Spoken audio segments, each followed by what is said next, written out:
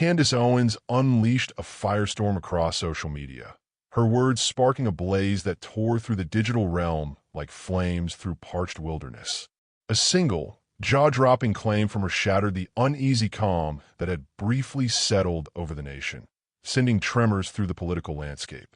For days, the public had viewed Erica Kirk, the wife of Charlie Kirk, as the embodiment of a grieving widow, her face pale, marked by profound sorrow, her eyes shimmering with unshed tears under the relentless spotlight of public attention.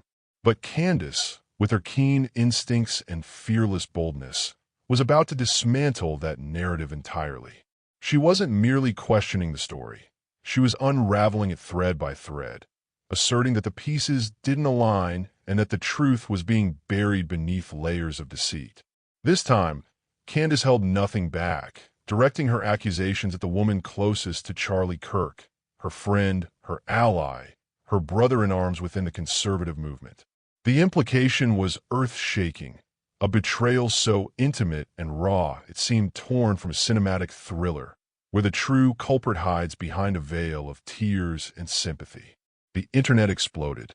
What had been a vague, impersonal tragedy floating in the ether of social media transformed overnight into something far darker and more sinister, striking at the heart of Charlie Kirk's inner circle. Whispers grew into a deafening roar as speculation took hold. People began scrutinizing every detail, every moment, every fleeting glance. Odd inconsistencies in the timeline emerged, gaps that refused to add up, and unanswered questions lingered like gathering storm clouds.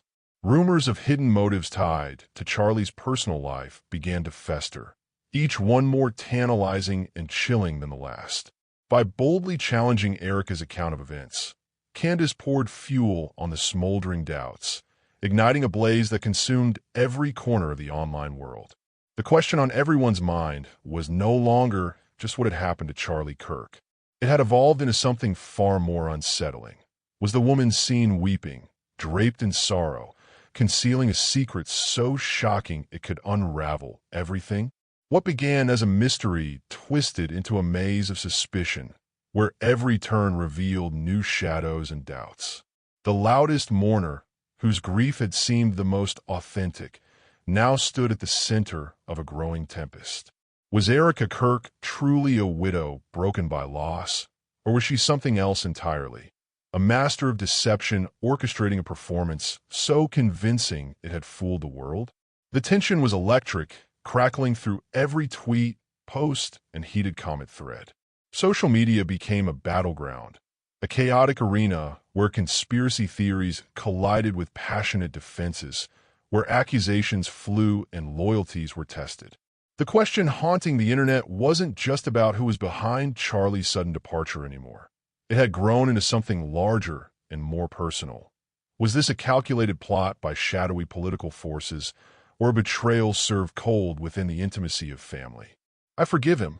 Those three cryptic words, heavy with meaning, echoed through the chaos like a ghostly whisper.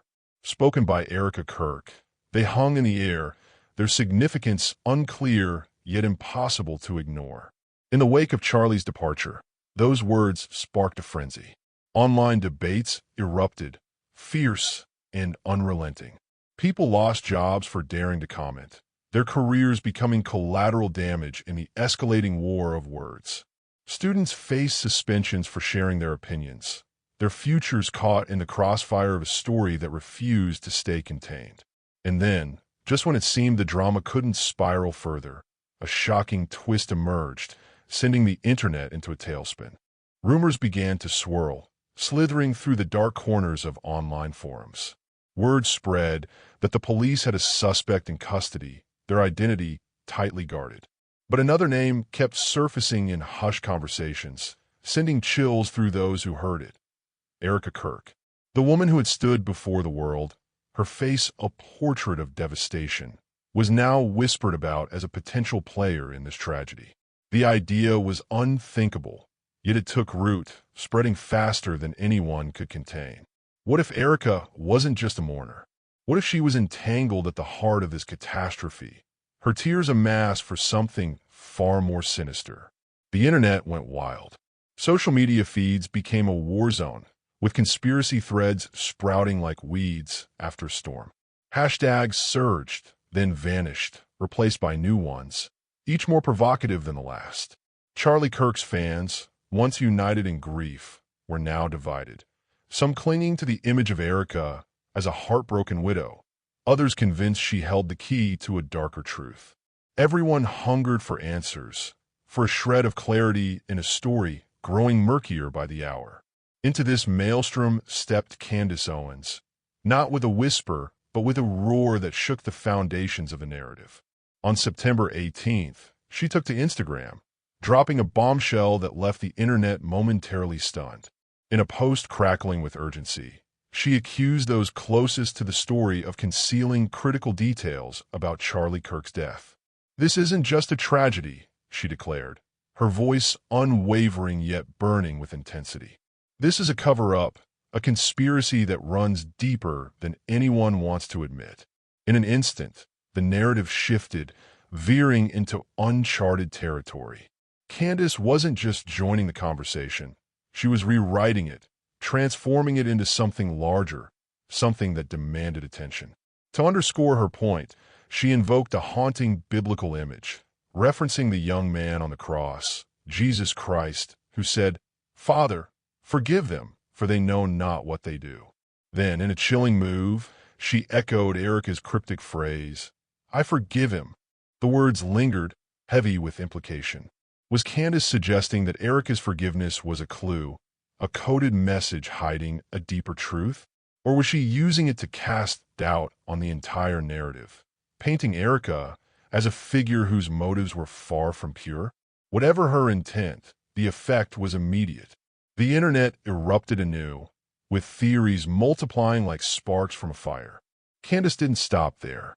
She dove into the case with the zeal of a citizen detective, no longer content to be a mere commentator. She was on a mission, a one-woman crusade to uncover the truth. She rallied her millions of followers, urging them to dig, to question, to share anything that might shed light on the incident. "I watched my friend get shot in the neck," she said in a gut-wrenching post, her words raw and unfiltered. "He was publicly executed before the world. The question isn't just who did it, it's why." Her voice trembled with conviction, and her followers responded in droves, flooding her inbox with tips, theories, and grainy photos promising to unlock the mystery. Then came the moment that turned the story into a full-blown phenomenon. Candace claimed that a group of students at Utah Valley University had sent her a photo, a single image that, according to them, could be tied to the incident. She didn't reveal its contents, not yet, but the mere mention of it was like tossing a grenade into an already volatile situation. The internet exploded, with users demanding to see the photo, speculating about its significance, and dissecting every possible angle. Was it a smoking gun, a distraction, or something else entirely? Candace, ever the master of suspense, kept her cards close, letting the anticipation build until it was nearly unbearable. The drama escalated when Candace seized on a theory circulating on XNet, a platform known for its raw, unfiltered discussions. The theory was bold and divisive. Just 1 hour after Charlie Kirk's death, a private plane had taken off from Provo, Utah, under suspicious circumstances. What made the story electrifying was the claim that the plane had turned off its transponder mid-flight, an act aviation experts called highly unusual, almost unheard of outside deliberate intent. The internet buzzed with questions. Was it a coincidence, a technical glitch, or, as Candace suggested, evidence of something far more sinister? A connection to Charlie's death that someone wanted buried? Candace didn't just share the theory. She amplified it, repeating it across her platforms with a fervor that bordered on obsession. On Instagram, she posted a series of stories, each hammering home the oddity of the plane's behavior. "Jetliners don't just turn off their transponders," she said, her voice sharp with certainty. "I spoke to someone in the aviation industry, and they told me this is against protocol. It's not normal. It's not random." Her words ignited a firestorm of speculation that spread faster than anyone could contain. Her supporters hailed her as a fearless truth-teller, the only one bold enough to challenge a narrative the mainstream media avoided. Her critics, however, were relentless, accusing her of turning Charlie's tragedy into clickbait, of fanning conspiracy flames for clout. But the story took an even stranger turn, one that left even seasoned observers reeling. Whispers began to circulate that investigators were quietly looking at Erica Kirk as a person of interest. The rumors were vague at first, but gained traction with alarming speed. Why? Because Erica's behavior after Charlie's death had raised red flags. First, there was her sudden absence from social media, a stark contrast to her polished, public-facing persona as the wife of a conservative firebrand. When she finally reappeared, her demeanor seemed off, almost robotic. Her speeches were stiff, her words carefully measured, lacking the raw emotion expected from a grieving widow. "Father, forgive them, for they know not what they do," she said at one public appearance, echoing the biblical phrase Candace had latched onto. To many, it didn't sound like a plea for forgiveness. It sounded like a performance, leaving an uneasy chill in its wake. Then came whispers of financial troubles and family disputes. Sources close to the Kirk family hinted at tensions simmering beneath the surface. Debts that had mounted, arguments that had grown heated in the months before Charlie's death. The speculation was relentless. Was Erica truly a widow mourning her husband, or was she playing a role in a far larger, more dangerous game? Candace, never one to shy away from controversy, seized the moment. On her personal page, she posted a scathing indictment. "I've spent hours piecing together the timeline of Charlie Kirk's passing, and I'm convinced this is a federal conspiracy. There's no other explanation. They're lying to us." Her words were a lightning bolt, splitting the internet into two camps. Those who believed she was onto something monumental, and those who saw her as a provocateur spinning baseless theories for attention. The lack of concrete evidence didn't slow Candace down. It fueled her fire. She doubled down, urging her followers to keep digging, to keep questioning. But the absence of proof only deepened the divide. For every supporter who saw her as a beacon of truth, there was a skeptic calling her reckless, accusing her of exploiting a tragedy for personal gain. The controversy didn't just dominate social media. It spilled into real life, with consequences that rippled far beyond the screen. Families were torn apart, friendships shattered, as people took sides in a story that refused to stay contained. To understand the weight of Candace's crusade, you have to know her history with Charlie Kirk. They weren't just colleagues. They were comrades, bound by a shared vision and a relentless drive to reshape the conservative movement. When Candace joined Turning Point USA in 2017, she called Charlie her brother, a bond forged in the heat of political battles and public scrutiny. They stood shoulder to shoulder, their voices amplified by shared stages and shared ideals. But by late 2023, cracks had appeared. Candace's public clashes with pro-Israel voices during the Gaza conflict sent shockwaves through the conservative establishment, leading to her departure from the Daily Wire in March 2024. Now, less than a year later, she was at the center of a firestorm, not just questioning Charlie's death, but casting suspicion on those closest to him, including his wife. The drama reached a fever pitch at Charlie Kirk's funeral, held at State Farm Stadium in Glendale, Arizona. Thousands gathered, expecting a solemn farewell to a conservative titan. Tucker Carlson delivered a heartfelt eulogy, his voice thick with emotion. Erica Kirk stood before the crowd, her face a mask of grief, her words measured but heavy with loss. But one absence was glaring. Candace Owens, the woman who had called Charlie her brother, who had fought alongside him for years, was nowhere to be seen. Her absence was a wound that couldn't be ignored. Candace didn't stay silent for long. On X, she posted a cryptic message that sent shockwaves through her audience. "Attended Mass, then took my kids to see The Light of the World, a movie about Jesus.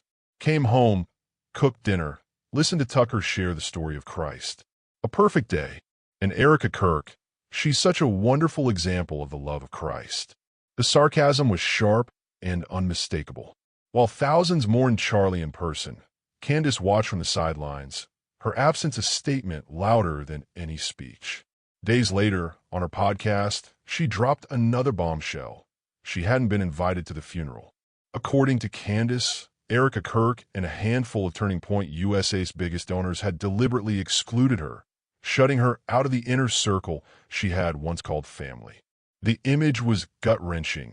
A woman who had stood by Charlie's side for years, relegated to watching his memorial from her living room, her voice silenced by those she had once trusted.